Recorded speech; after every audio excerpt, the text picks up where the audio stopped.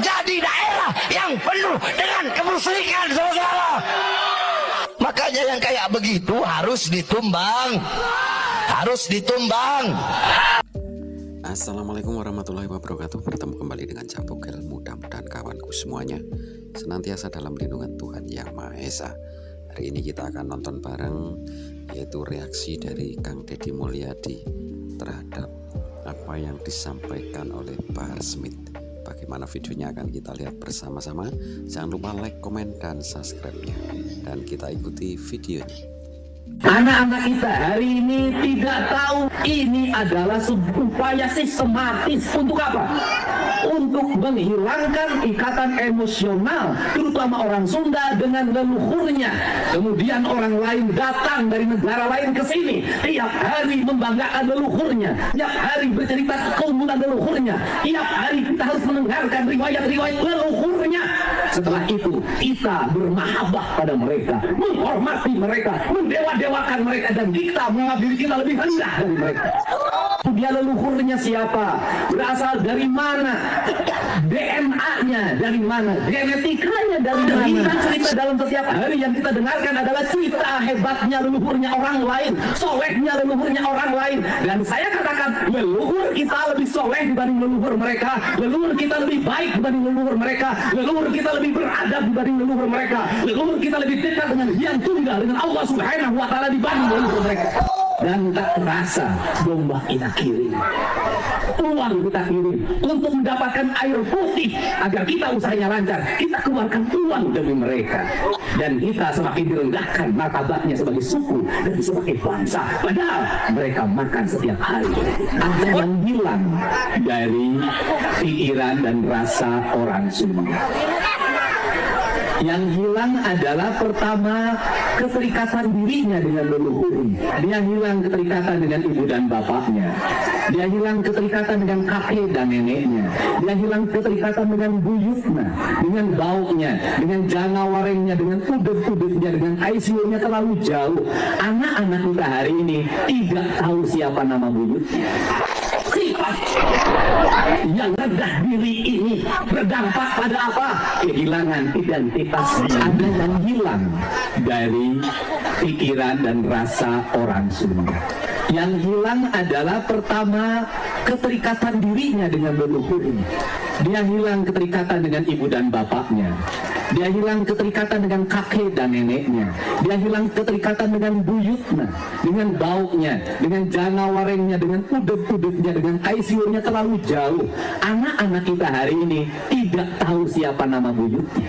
Anak-anak kita hari ini tidak tahu dia leluhurnya siapa, berasal dari mana, DNA-nya dari mana, genetikanya dari mana.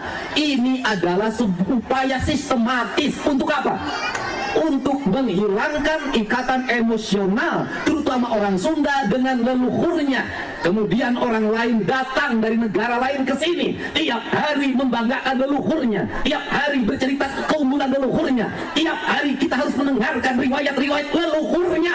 Setelah itu kita bermahabbah pada mereka, menghormati mereka, mendewa-dewakan mereka, dan kita menganggap diri kita lebih rendah dari mereka. Dan tak terasa domba kita kirim, uang kita kirim untuk mendapatkan air putih agar kita usahanya lancar. Kita keluarkan uang demi mereka, dan kita semakin direndahkan martabatnya sebagai suku dan sebagai bangsa. Padahal mereka makan setiap hari dari kita. Cerita-cerita dalam setiap hari yang kita dengarkan adalah cerita hebatnya leluhurnya orang lain, solehnya leluhurnya orang lain. Dan saya katakan, leluhur kita lebih soleh dibanding leluhur mereka, leluhur kita lebih baik dibanding leluhur mereka, leluhur kita lebih beradab dibanding leluhur mereka, leluhur kita lebih dekat dengan Yang Tunggal, dengan Allah Subhanahu wa Ta'ala dibanding leluhur mereka. Sifat yang rendah diri ini berdampak pada apa? Kehilangan identitas diri. Kehilangan identitas diri. Apa yang hilang? Hilangnya tradisi bahasa, ngomong Sunda nestekahar. Hilangnya tradisi makanan, seolah-olah kalau makan pakai jari tangan tanpa pakai sendok itu tidak beradab. Saya katakan, makan yang paling beradab itu tanpa sendok. Makan yang paling beradab itu tanpa kursi. Makan yang paling beradab itu pakai daun, bukan pakai kertas nasi, bukan pakai kertas plastik. Karena daun bersumber dari tanah kita, dari kebun jauh kita, dimakan oleh kita akan kembali ke tanah. Kertas nasi, kertas plastik yang kau makan berasal dari pabrik, ketika balik dia tidak balik, harus diangkut pakai truk sampah, dibawa ke TPA, menimbulkan polusi, biaya negara yang mahal.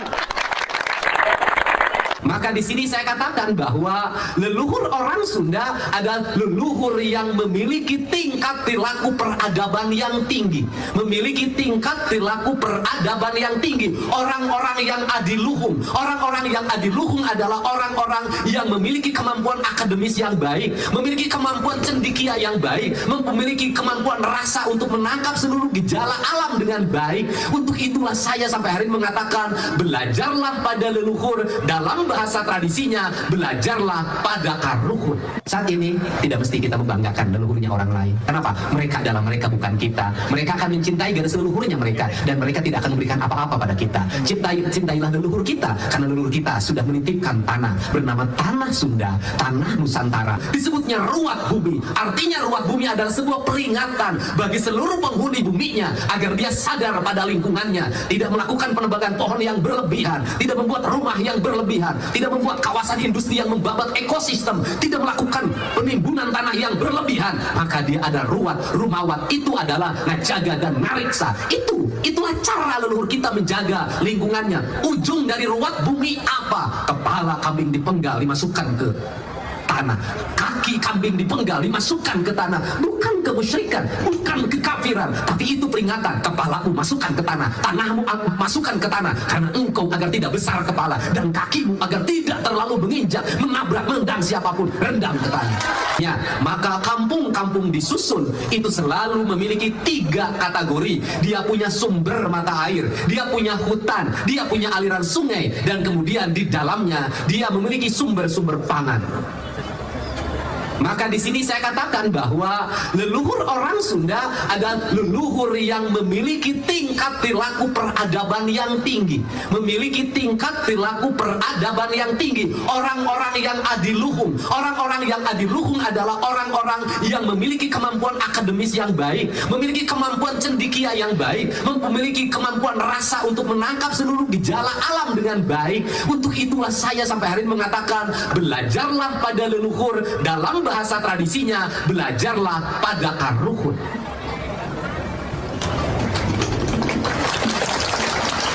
Belajar pada leluhur, belajar pada karuhun, nggak usah jauh-jauh.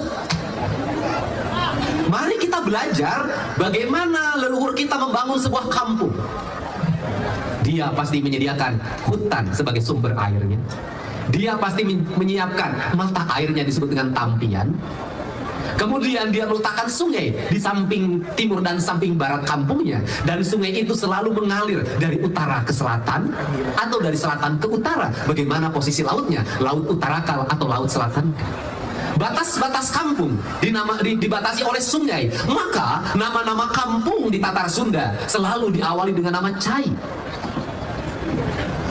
Artinya bahwa tidak mungkin manusia bisa hidup tentram, tidak mungkin bisa hidup tenang, tidak mungkin bisa hidup damai, tidak mungkin bisa hidup bahagia kalau tidak ada air. Maka dia membuat simbolisasi, yang airnya lebih dan cukup disebutnya Cimahi, yang airnya kurang disebutnya Cisaat.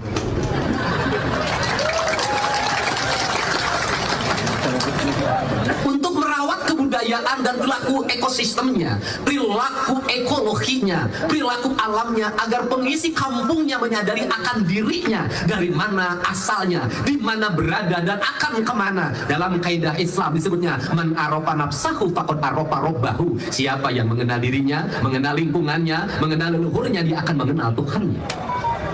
Nah, dalam perspektif itulah orang Sunda membuat peringatan. Maka peringatannya disebut dengan ruat bumi. Kemudian ruat bumi itu dalam bahasa internasional disebutnya apa? Hari Bumi. Maka PBB menetapkan Hari Air Sedunia, Hari Pangan Sedunia, Hari Lingkungan Hidup Sedunia. Itulah PBB. Kita Karena leluhur kita sebelum PBB menetapkan itu, sebelum dunia internasional menetapkan hari-hari itu, leluhur kita sudah menyatakan, sudah ada hari-hari yang harus dirawat dan dijaga. Senin, Selasa, Rabu, Kamis, Jumat, Sabtu, Minggu. Lelaku budayanya dibuat dalam hajat harian, hajat mingguan, hajat bulanan, hajat tahunan. Disebutnya ruat bumi. Artinya ruat bumi adalah sebuah peringatan bagi seluruh penghuni buminya agar dia sadar pada lingkungannya, tidak melakukan penebangan pohon yang berlebihan, tidak membuat rumah yang berlebihan, tidak membuat kawasan industri yang membabat ekosistem, tidak melakukan penimbunan tanah yang berlebihan. Maka dia ada ruat, rumawat. Itu adalah ngajaga dan nariksa.